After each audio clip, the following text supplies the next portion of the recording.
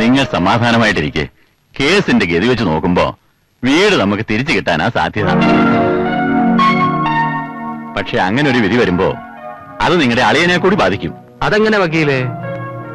ഫ്രോഡുലാൻഡ് മിസ്റെപ്രസന്റേഷൻ of facts IPC 420. ചതിക്കാൻ ഉദ്ദേശിച്ചുകൊണ്ടുള്ള വ്യാജരേഖകൾ ചമയ്ക്കൽ. ശിക്ഷ കഠിനാവോ? അതിപ്പോ പറയാൻ പറ്റില്ല. പക്ഷേ ചിലപ്പോൾ 3 വർഷം വരെ അകത്ത് കിടക്കേണ്ടി വന്നേക്കാം. അത് കുഴപ്പമില്ല. അകത്ത് കിടന്ന് ചിന്തിച്ചൊരു നല്ല മനുഷ്യരാകാനുള്ള സമയമുണ്ട് അവര്. ആ ജുബയ്ക്ക് ശിക്ഷ ഒന്നും കിട്ടില്ലേ? വേണ്ടേ? സാക്ഷിമൊഴികളുടെ അടിസ്ഥാനത്തിൽ പ്രതി കുറ്റക്കാരനാണെന്ന് കോടതിക്ക് ബോധ്യപ്പെട്ടിരിക്കുന്നു. ആയതിനാൽ ഇന്ത്യൻ ശിക്ഷാ നിയമം 420 വകുപ്പ് പ്രകാരം 2 വർഷം തടവോ 1 ലക്ഷം രൂപ പിഴയോ ഏതെങ്കിലും ഒന്നിനെ ഈ കോടതി വിധിക്കുന്നു. ഞാൻ പറഞ്ഞു വരട്ടെ വക്കീല്. സ്വന്തം അളിയനെ തന്നെ കോടതി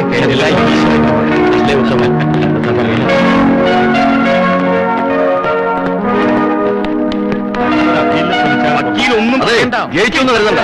ഇതിനെല്ലാം എണ്ണി ഞാൻ പകരം ചോദിക്കും. ഓർത്തോ? വേണ്ട, നിന്റെ കൈയൊക്കെ ഞങ്ങളോട് വേണ്ട. ഇനിയെങ്കിലും നിന്റെ തെറ്റുകൾ മനസ്സിലാക്കാൻ ശ്രമിക്കണം. ഞങ്ങൾക്ക് നിന്നോട് ഒരു വിരോധമില്ല. ഇനിയെങ്കിലും നീ എല്ലാം മറന്ന് ഞങ്ങളോട് സ്നേഹത്തോടെ പെരുമാറാൻ നോക്കും. അങ്ങനെ ഇപ്പൊ മറക്കണ്ട. നിങ്ങൾ എന്നോട് ചെയ്ത് എന്നും എന്റെ മനസ്സിലുണ്ടാവും. കളഞ്ഞിട്ട് വാ ചെയ്യാ. ഈ തെരുവ് പട്ടികളുടെ കൂടെ കിടന്ന് കടിപിടി കൂടാൻ നിനക്ക് നാണാവില്ലേ? അല്പം കൂടി മാന്യമായിട്ട് സംസാരിക്കണം എന്നെ. ഇല്ലെങ്കിലോ താൻ പട്ടി തന്റെ അപ്പം പട്ടി, തന്റെ അപ്പൂപ്പം പട്ടി, തന്റെ തറവാട് പട്ടി തറവാട് ചൊറിയാനെടുത്ത് ചൊറിയാൻ എന്താ ചെയ്യേണ്ടത് എനിക്കറിയാം. വേണം, ഇതിന് നിങ്ങൾ പശ്ചാത്തപിക്കേണ്ടി വരും. പശ്ചാത്തപിക്കുന്ന ആരാണ് നമുക്ക് കാണാം. കാണാം. നിങ്ങളെ ഞാൻ കണ്ടോളാം. എന്തോന്ന് കാണാൻ?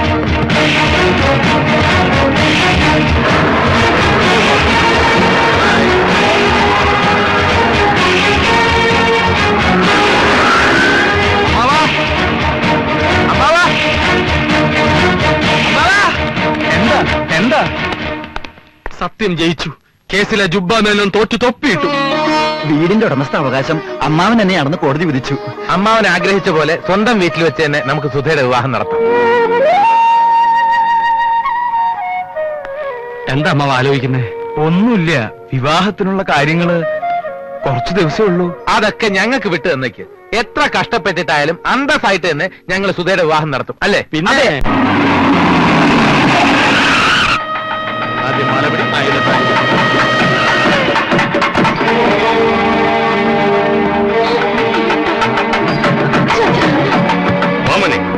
ദൈവം ഇത് നിൽക്കും.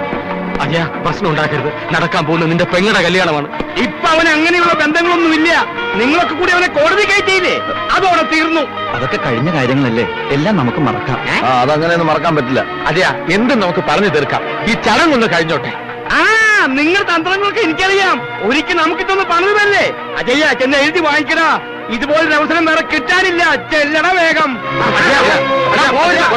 ഇത് ശരിയല്ല സാർ. ഏത് ശരിയല്ലെന്ന്? എടാ, ഈ കല്യാണം ഞാൻ നടത്തില്ല. എങ്കിൽ അത്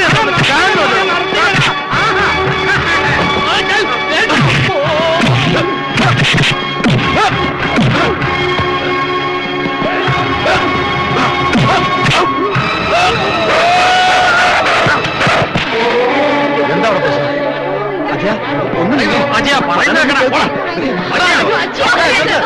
നീയൊക്കെ എന്താ വിചാരിച്ചത്? ഞാനിന്ന് ഇരുമ്പഴിക്കുള്ളിൽ കഴിയുന്നു. എല്ലാരും ഇതിൽ ഒപ്പിട്ടില്ലെങ്കിൽ ഈ കല്യാണം ഞാൻ നടത്തില്ല. അജയനാ പറയാം.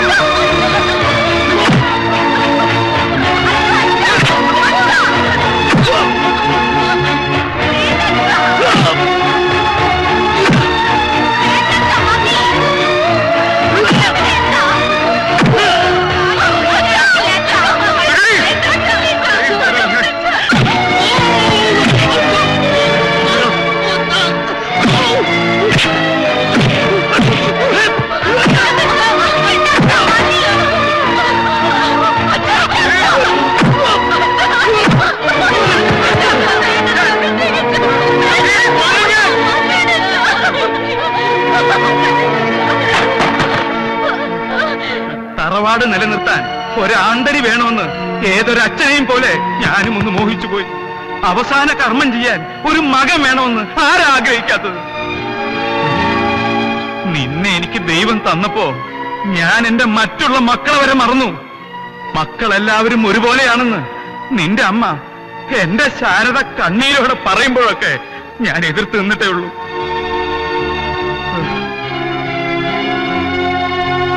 എല്ലാ മക്കളെക്കാൾ കൂടുതൽ സ്വത്തും പണവും ഒക്കെ ഞാൻ നിനക്ക് തന്നു. പക്ഷേ നിനക്ക് വേണ്ടി എന്തും സഹിക്കാൻ തയ്യാറായ നിന്റെ അച്ഛന്റെ മനസ്സിനെ നീ വേദനിപ്പിച്ചു. എനിക്ക് വയ്യ, ഇതിൽ കൂടുതൽ എനിക്ക് സഹിക്കാൻ വയ്യ.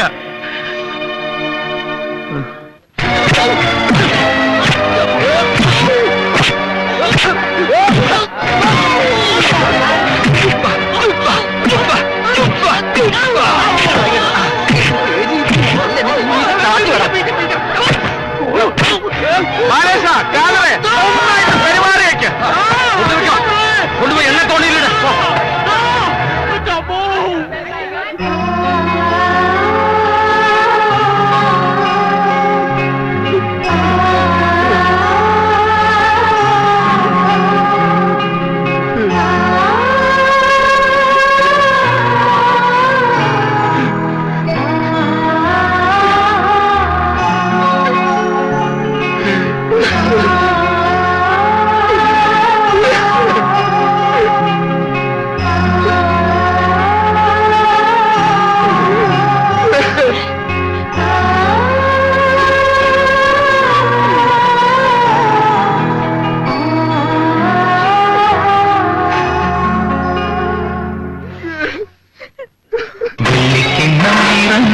തങ്കത്താരം കവിഞ്ഞു ദൈവം നൽകിയ തിരുമധുര കുഞ്ചപ്പാടം നിറഞ്ഞു പറനിറഞ്ഞു കരകളിൽ അഴകിൻ കുടിയുറഞ്ഞു കുഞ്ചപ്പാടം നിറഞ്ഞു പറനിറഞ്ഞു കരകളിൽ അഴകിൻ കുടിയുറഞ്ഞു വെള്ളിക്കിണ്ണം നിറഞ്ഞു തങ്കത്താരം കവിഞ്ഞു